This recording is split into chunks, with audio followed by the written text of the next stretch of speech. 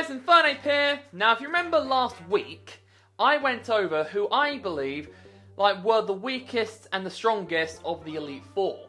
And I did mention I was thinking about doing all the champions from weakest to strongest. So, that's what this video is about today.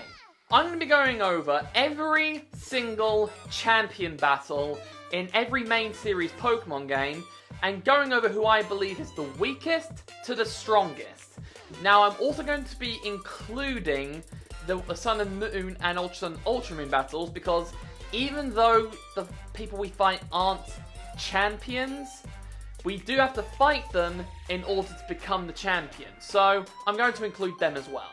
Be sure to let me know down in the comment section below if you enjoyed this video as much as I did making it, if you think I misranked a champion, and if you have any video suggestions for the future, be sure to let me know down in the comment section below. So without further ado, let's get into the video! Alright, let's kick things off with what I believe is the easiest champion battle. And to me, who I believe is the easiest champion is Alder from Black and White.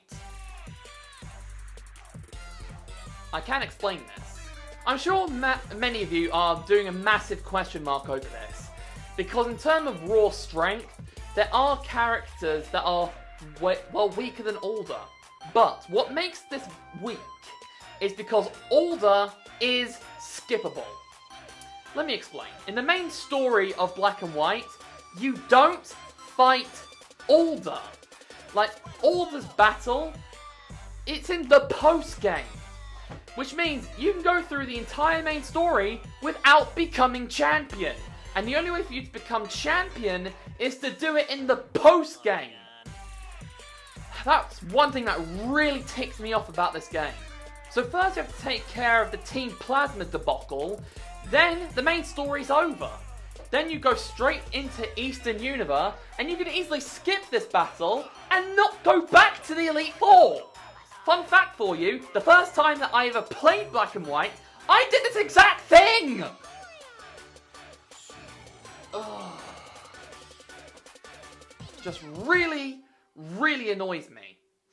Plus, even if you do fight Alder, his team really is not that impressive. The only thing that makes it frightening is his levels. But even then, it's easily counterable. Excelgor, Vanilluxe, and Volcarona are all weak to rock types. Druddigon's weak to ice types. Buffalin's weak to fighting types. And Escavalier is weak to fire types. Not to mention, Vanilluxe is also weak to fire types. So, there are very easy ways to get around his team. Like, his Pokemon's base stat totals are not that high.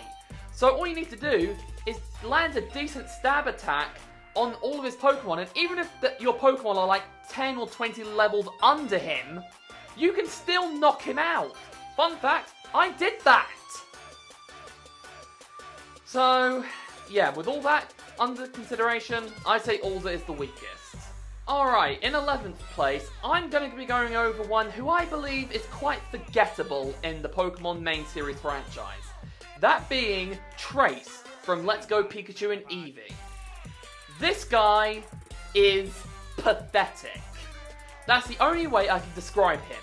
Pathetic. Like, yes, his levels are lower than Alder's, but at least that this guy has a Mega Pidgeot. That's all I'm saying. I can't decide which team is stronger, the one where he's running Raichu or the one where he's running Jolteon. Because one has a higher base stat total, and the other has more diversity in moveset. So, let me know in the comments which you think is stronger on his team, but still, I say that this guy beats Alder because of the fact that he has Mega Evolution. Not to mention he does have quite a lot of Pokemon that can handle Alder's Pokemon. The only thing that could probably struggle against is that Druddigon, but that's not really a massive issue. Druddigon is extremely weak. Alright, in 10th place, we actually have someone from the Gen 7 games.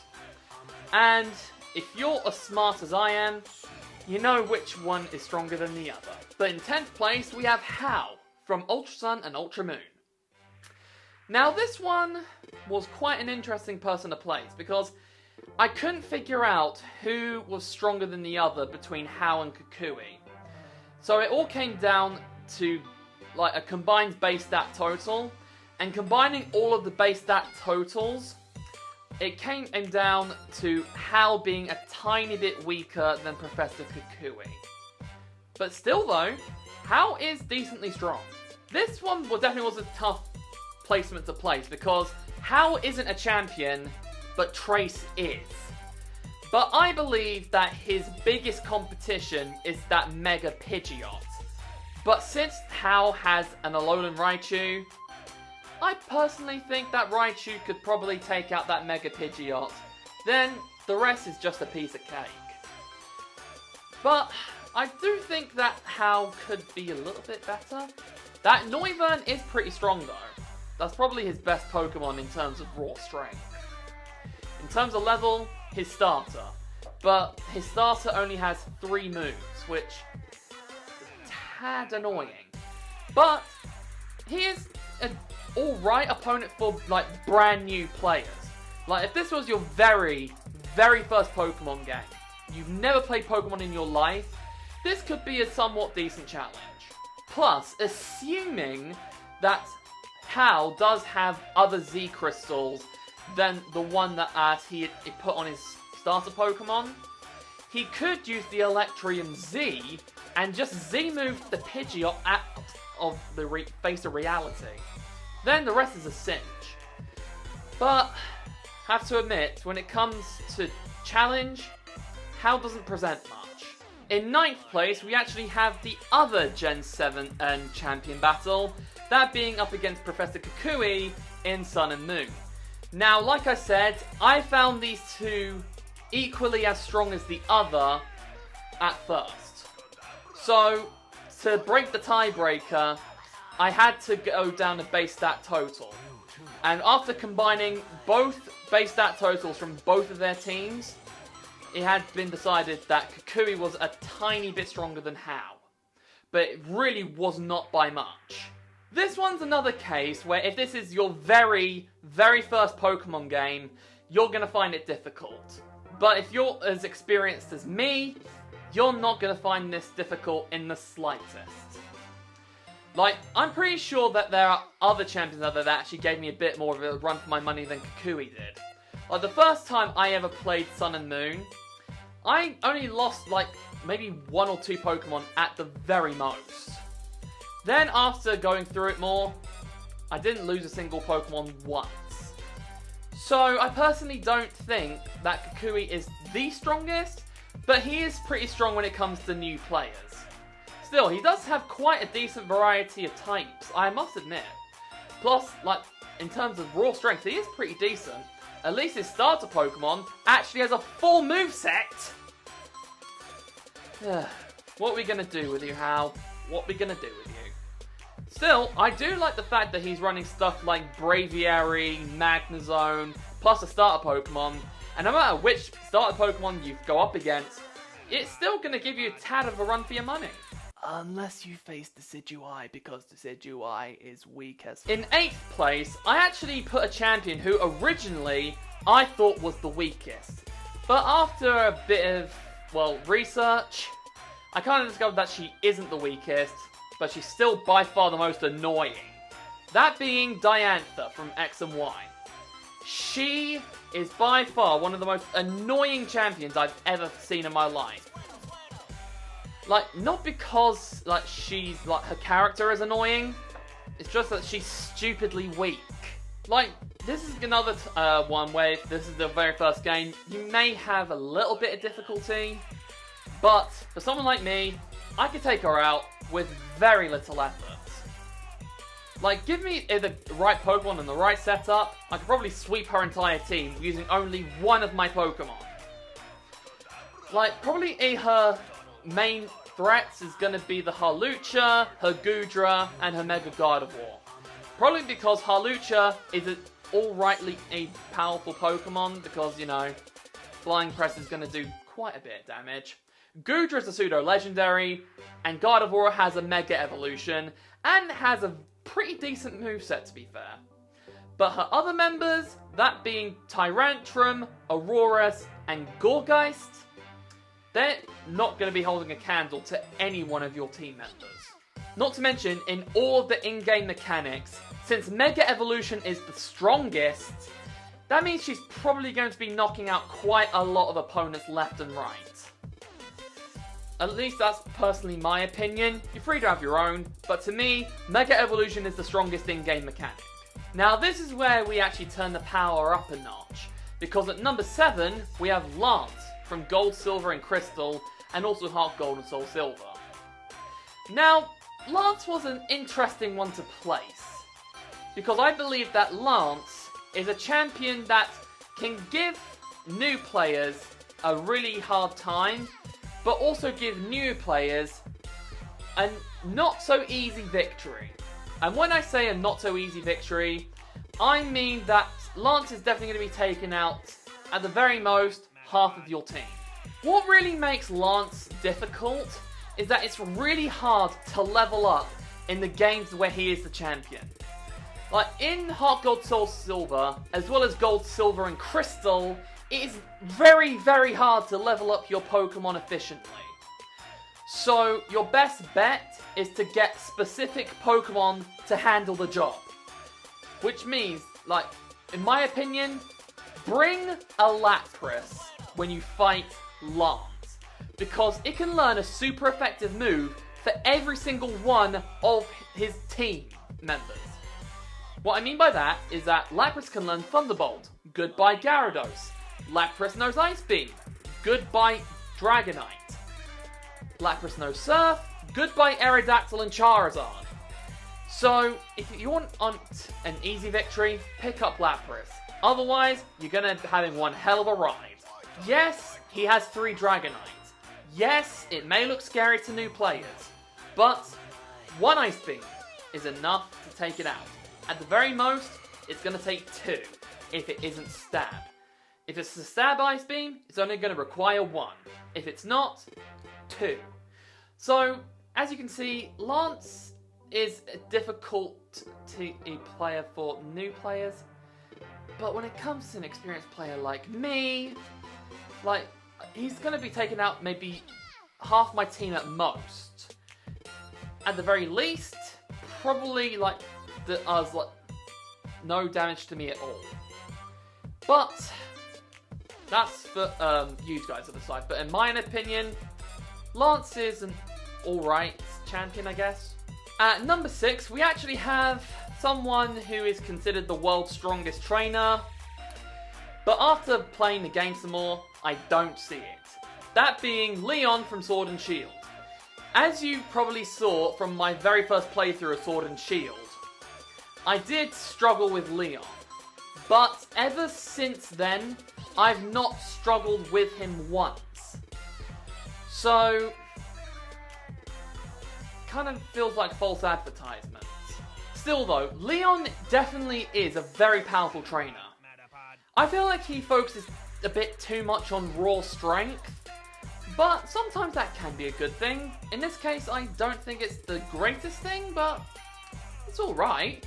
His strongest members are definitely the ones that stick with him no matter which starter you pick. That being his Aegislash, which is already broken in itself. 2 Dragon types, that being Haxorus and Dragapult, who are both insanely strong. Not to mention his Charizard, which, if you don't get rid of quickly, will probably take out at least 2 members of your team. Still though, his 2 other members of his team kind of swap around depending which start you pick. Probably the deadliest combo would probably be... That's an interesting one, actually. I guess maybe where he has his Rhyperior. I can't remember which starter he has. But I do know that he does use a Rhyperior. I believe that's the one where you pick Sobble as your starter. But still, he is insane for a brand new player. And can give new players a little bit of a run for their money, but can also give some experienced players little to no effort. So, this one definitely was quite a tough place to pick. And now it's time for the top 5. So at number 5, we have Steven from, Gen 3. Steven, I believe, can be quite a challenge if you're not prepared. Especially since you need specific Pokemon going in to take him on. Like, you're going to need either a fighting or a ground type. Possibly a fire type, because he does have that Skarmory. But, still, the fact you need to bring specific Pokemon to take on the champion, it does kind of show that you do need to be prepared. And he definitely does not make this champion battle easy. It's hard to say which game he was strongest in. The originals or the remakes. Because in the originals, his Pokemon on movesets were very limited. So, it's hard to say. But some of his options in moves were actually quite good. Like, for example, his Metagross was OP as hell. Not to mention his Aggron and Skarmory, they were also very strong. But in the remakes, they gave his Pokemon up-to-date movesets because of the whole physical special split, and gave his Metagross a Mega Evolution. So it's hard to dictate when he was at his strongest. But either way, you're definitely going to be having quite a difficult time. No matter which game you face him in, Steven definitely is going to give you quite a run for your money. He is very strong. Yes, he does only specialize in the mineral type. But I personally think that he is quite strong, because his Pokemon have high defensive, high base stat totals, and have ways around to help deal with their weaknesses. So, that kind of helps make out, well, all of the cons with quite a lot of pros. At number 4, we have the other champion of the Gen 3 games, that being Wallace. Yes, I believe that Wallace was a tougher opponent to face than Steven. Because of one very specific thing. The physical special split. Let me run this down for you. Back in Gen 3, some types only knew special attacks and some knew only physical attacks. For example, fighting type moves, no matter what, all fighting type moves are considered physical attacks. And also back in the day, every single normal attack was considered a physical attack. But fire-type moves, no matter what move it was, all fire-type moves were considered special attacks. So since water types only have 2 weaknesses, that being, well, electric and grass, and both electric moves and grass moves were all considered special attacks, that's going to make it difficult for you. Because of the fact that his Pokemon, most of them have very high special defense. So, you're going to be landing a lot of special grass and electric attacks just to be able to have a chance to take him out. Not to mention, both his Tentacruel and Ludicolo aren't, electric and grass moves aren't, electric moves are super friendly against Tentacle, I guess, but grass moves won't do anything. Not to mention, electric and grass moves aren't going to do much against Ludicolo either. So you're going to have to bring in a flying type. But the worst of all is that goddamn Milotic. Surf and Ice Beam are both very powerful stab and coverage moves. Not to mention it has Toxic, which can poison your Pokemon, obviously, unless you have a poison type. Not to mention the longer poison stays there, the more damage it does every time it, takes away your HP. Not to mention, it has Recover, which means it will heal up to half of its max HP, which can get very annoying if you can't OHKO this thing. So, if you ask me, Wallace is by far a harder champion to deal with than Steven. In 3rd place, we have Iris from Black and White 2. Now, you're probably wondering why I put her this high. Well, it's the same reason why I said the unit of Elite Four can be considered difficult. Challenge mode in Black and White 2. Oh boy, Iris is quite a bitch when it comes to challenge mode. Sure, she can be considered somewhat strong without challenge mode, but with challenge mode, that's when she bullshits you. I shit you not, that is when she bullshits you. Pretty sure most of her Pokemon are in the level 60 at that point. Not to mention they all have held items best suited for them. So you're going to be spending an awful lot of time trying to take out these guys. Not to mention she has 3 dragon types. Not to mention 2 of them being insanely strong dragon types. One being the pseudo-legendary and one being a very powerful dragon. That being Haxorus and Hydreigon. Dragon can be somewhat difficult because I'm pretty sure that thing has rough skin. So just use Ice Beam. It's really not that big of a deal. But Archeops also isn't big of a deal. But Aggron and Lapras, that is where things are going to take a big turn for the worse. Because Aggron can handle any ice types you bring, and Lapras can handle any dragon types you bring. So have fun! Considering there's only 2 champions left, and if you've been keeping track of who is left, I'm sure you can guess who is where. But let's just get the obvious out the way. In second place, we have Blue. I personally think that Blue is at his hardest when in Gen 1. I haven't faced him in Red and Blue yet, but I have faced him in Yellow. And oh boy, that guy is insane. In Red and Blue, I would say his strongest members are definitely his Gyarados, his Alakazam, and whatever starter Pokemon he may be picking. But in Pokemon Yellow, that's where things become pure insanity. His Sandslash Stab Earthquake is going to be taking out a lot of opponents because I'm pretty sure that Sandslash is quite a speedy Pokemon, and since crits were determined based on speed, it's going to be critting quite a lot of the time. His starter Pokemon, while weaker, is still going to cause you quite a bit of trouble. But those aren't the main issues. His Alakazam is. Alakazam in Gen 1 cannot be handled because it doesn't have any type weaknesses. Back then, ghost types didn't affect it because of an in-game glitch.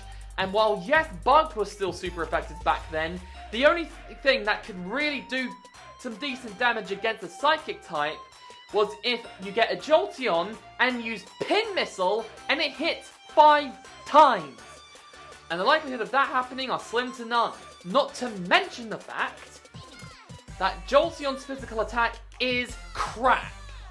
So you're better off getting a Snorlax and using Hyper Beam and hope for the best. Like I said earlier, crits back then were determined by speed. And since a lot of his Pokemon are quite speedy, they're going to be critting a lot of the time. So you're going to have to find a way to, well, get around that. Or live up to the mercy of Blue. Trust me, the first time I played Yellow, I had to probably face him, on estimate, 20 times before I even got my victory. And it just felt like a load of bullshit. And I'm sure all of you expected this from when you clicked on the video, but the strongest champion of all time is Cynthia. If you didn't see this coming, what herb have you been smoking? Cynthia is considered the strongest champion of all of the main series Pokemon games. And for good reason. She is pure insanity. Like, I know that I said Blue was pure insanity, but Cynthia is pure insanity on steroids. That's how insane she is. Like, you are definitely going to be losing a lot of Pokemon when you face her. No matter if it's Diamond and Pearl or Platinum. Either or, you're still going to have quite an experience. This is her team in Diamond and Pearl. And now, this is her team in Platinum. If you take a quick examination, you'll see that a lot of them have little to no weaknesses. For example, her Spiritomb back then had 0 weaknesses, and Garchomp only had 2. And both were very uncommon. So, have fun. Not to mention, all of her Pokemon are not considered weak. A lot of them are considered very, very strong. Like, her Spiritomb and Garchomp are by far her strongest members, followed by Milotic. Like, those 3 are definitely going to be causing the most problems.